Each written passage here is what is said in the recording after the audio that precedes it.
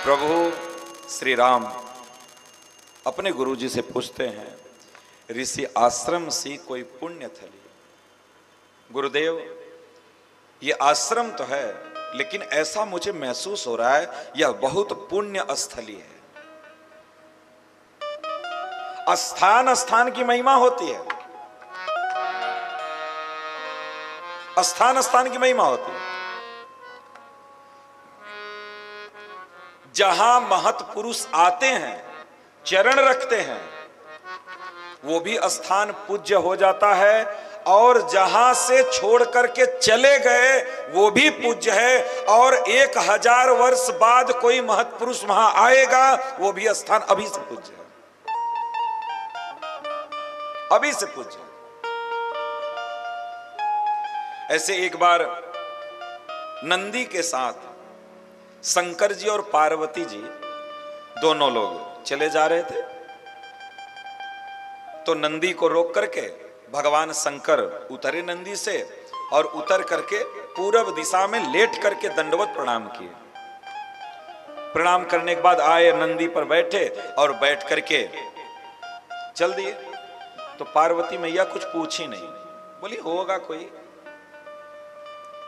कुछ दूर गए, कुछ दूर जाने के बाद फिर शंकर जी उतरे, और एक बट वृक्ष था, उसको जाकर के दंडवत प्रणाम किए, और प्रणाम करने के बाद उठ करके और आकर के नंदी पर बैठे। तब पार्वती जी ने सब पूछा, बोले प्रभु आपसे एक निवेदन करूं। बोले देवी बताइए। बोले आप पीछे जहां प्रणाम किए हैं वहां कुछ भी नहीं था, एकदम सुनसान स्थान था, आप जाकर के वहां दंडवत प्रणाम किए। फिर आप आगे आए, यहां भी मुझे चारों तरफ देखने को कुछ भी दिखाई नहीं दे रहा है, केवल एक सिवाय पेड़ के, बट वृक्ष के अलावा कुछ भी दिखाई नहीं दे रहा है। आप यहां भी दंडवत प्रणाम किए, आप किसको प्रणाम कर रहे हैं जगह जगह पे? तब शंकर जी बोले देवी, जहां मैं पीछे प्रणाम किया ना, वहां 1000 वर्ष के बाद एक गांव बसने वाला है। 1000 वर्ष के बाद एक गांव बसेगा, अभी कुछ है नहीं, वहां बसेगा। उस गांव के एक घर में एक परम वैष्णव, एक परम साधु का जन्म होगा, इसलिए उस घर को मैं प्रणाम किया जिस घर में उस भक्त का जन्म होगा। और बोले प्रभु यहां तो आप पेड़ को प्रणाम किया, पेड़ की भी महिमा बता दीजिए। बोले देवी ये जो बट का वृक्ष आप देख रहे हैं ना, इस बट वृक्ष के नीचे 5000 साल पहले एक महात्मा भजन करते करते इतना कठोर तपस्या किए हैं कि तपस्या करते करते उनका शरीर छूटा है यहां पे।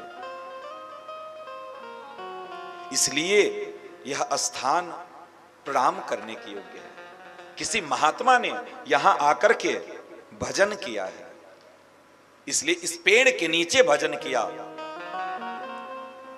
इसलिए देवी आप एक चीज देखी होंगी कि 5000 वर्ष हो गए इस वृक्ष को, लेकिन इस वृक्ष में आप एक भी सूखा पत्ता नहीं दिखा सकती हैं। बोले प्रभु क्यों? उस महात्मा के तपस्या का तपोबल आज तक इस वृक्ष में है। जिस घर में, जिस स्थान में बैठ करके संत महात्मा भोजन करें, जिस स्थान पे बैठ करके संत महात्मा थोड़ा सा हरिनाम करें, नाम जप करें, वो स्थान कोई साधारण स्थान नहीं हो सकता है, साधारण स्थान नहीं होता। अब जैसे आप इस लॉन को ही देख लीजिए, 5 साल से लगातार कथा चल रही है, 5 साल से लगातार कथा हो रही है, तो ये कोई साधारण बात नहीं होती है, कोई साधारण बात नहीं है। पता नहीं इस जमीन में कौन तपस्या किया होगा, क्या किया होगा, पता नहीं, कोई नहीं जानता इस चीज को।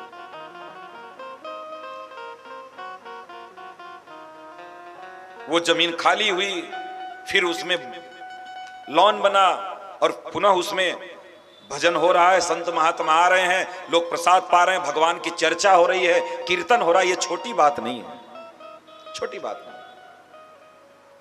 इसलिए जिस स्थान पे संत महात्माओं का आगमन होता रहे वो स्थान साधारण स्थान नहीं होता है, साधारण स्थान नहीं होता।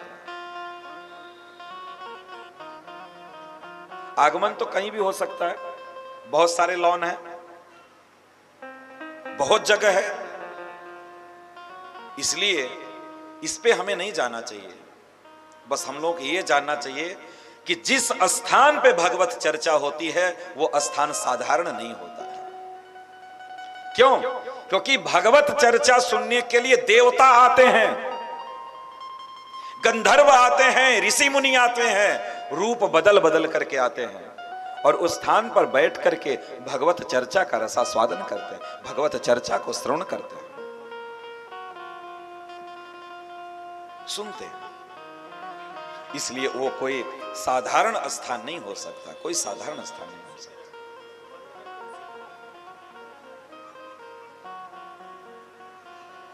इसलिए प्रभु श्री राम कहते हैं गुरु जी से, गुरु जी भले यह स्थान एकदम उजड़ा उजड़ा लग रहा है,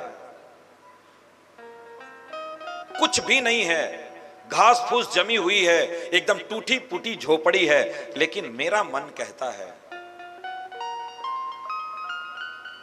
कि ये कोई साधारण स्थान नहीं है। ऋषि आश्रम सी कोई पुण्य थली, पर आज लगे उजड़ी उजड़ी।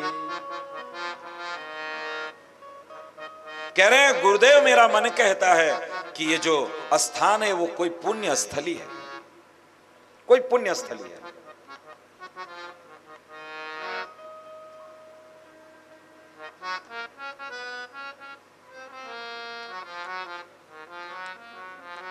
ये सब उधर करके लाओ, आप यहां खड़े रहोगे तो लोगों का दिमाग वो होगा, आप उधर करके लाओ, बैठा के चले जाओ। आप यहां ज्यादा देर खड़ा नहीं होना है सामने।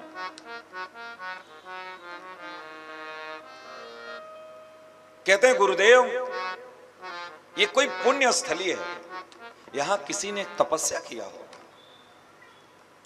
आज यहां पे कुछ भी नहीं है, कोई नर नारी नहीं, कोई पशु पक्षी भी नहीं है, एकदम सुनसान है, एकदम इसकी दशा एकदम बिगड़ गई है स्थान की। आप बताइए नहीं इसके पीछे कारण क्या है? तब उस रास्ते में जो शिला पड़ी थी, उस शिला को दिखा करके गुरुजी कहते हैं राम, ये जो आपके सामने शिला पड़ी है ना,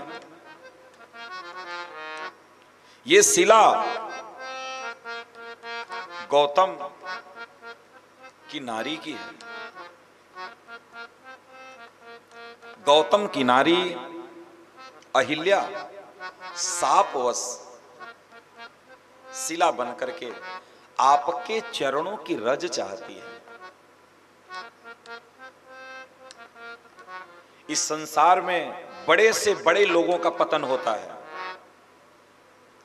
बड़े से बड़े लोगों का पतन होता है। कभी भी इस अभिमान में नहीं रहना चाहिए कि अब हम तो इतने बड़े हो गए, हमारे पास ये हो गया, हम तो इतने बड़े साधु हो गए, बड़े महात्मा हो गए, अब तो हमारा कुछ नहीं हो सकता। किस समय ये माया आपको पकड़ करके दबोच देगी कोई ठिकाना नहीं। आप कितनी ऊंचाई से गिरेंगे कुछ नहीं कहा जा सकता, कुछ नहीं कहा जा सकता इसमें। इसलिए कब ऐसा हो जाएगा कोई ठीक नहीं, कोई ठीक नहीं। इसलिए प्रभु ये गौतम मुनि की स्त्री अहिल्या है। गौतम नारी श्राप बस ऊपल देह धरि धीर, चरण कमल रज चाहती, कृपा करहूं रघुवीर। कह रहे हैं कि ये जो उपल बन करके यानी शिला बन करके आपके समक्ष खड़ी हैं, ये कोई साधारण शिला नहीं है। ये कौन है? ये अहिल्या है, गौतम ऋषि की पत्नी है, ये शापवश पत्थर बन गई। तब गुरु जी ने पूरी कथा कह सुनाई, और इस कथा को कहने वाले विश्वामित्र हैं, सुनने वाले राम लक्ष्मण हैं। क्योंकि विश्वामित्र जी जो कहे और राम लक्ष्मण ने जो सुना, गोस्वामी तुलसीदास जी उस पर ताला मार दिए। न तो गोस्वामी तुलसीदास इसकी चर्चा किए और ना हम लोग इसकी चर्चा करेंगे। बस इतना बताए कि ये गौतम ऋषि की पत्नी अहिल्या है, शापवश ये पत्थर बन गई हैं और आपके चरणों की रज चाहती हैं, बहुत दिन से इंतजार कर रही हैं। अगर आपके चरणों की रज मिल जाए तो इनका उद्धार हो जाएगा। तब भगवान तो ऐसे ही लोगों पर कृपा करते हैं ना, भगवान ऐसे ही लोगों पर कृपा करने के लिए तो अयोध्या से निकले हैं। जरूरत क्या थी, राजा के पुत्र थे, बन बन भटकने की क्या जरूरत थी। लेकिन जो जा नहीं सकता, सबरी चाहती तो क्या अयोध्या के लोग उसको घुसने देते अयोध्यापुरी में?